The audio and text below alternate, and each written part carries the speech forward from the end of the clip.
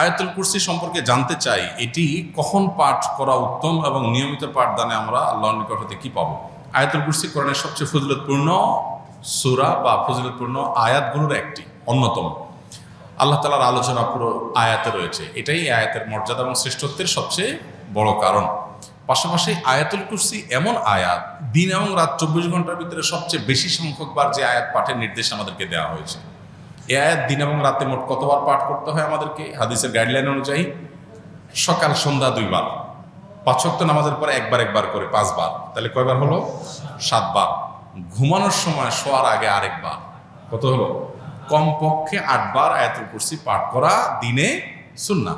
অন্য খুব কম দোয়া আছে যে দোয়া দিনে কমপক্ষে 8 বার পাঠ করতে হয়। আয়াতুল কুরসি এমন একটি গুরুত্বপূর্ণ আয়াত যে বারবার নবী সাল্লাল্লাহু আলাইহি ওয়াসাল্লাম আমাদেরকে পাঠ করতে বলেছেন। এর মাধ্যমে সহিহ বুখারীর হাদিস অনুযায়ী বোঝা যায় যে রাতে কেউ পাঠ করলে চোর থেকে, শয়তান থেকে আল্লাহ তাকে সেফ রাখবেন এবং হেফাজতে রাখবেন। এবং কেউ যদি নামাজের পরে পড়ে, পরবর্তী নামাজের আগে তার মৃত্যু হলে আল্লাহ তাআলা তাকে জান্নাত নসিব করবেন।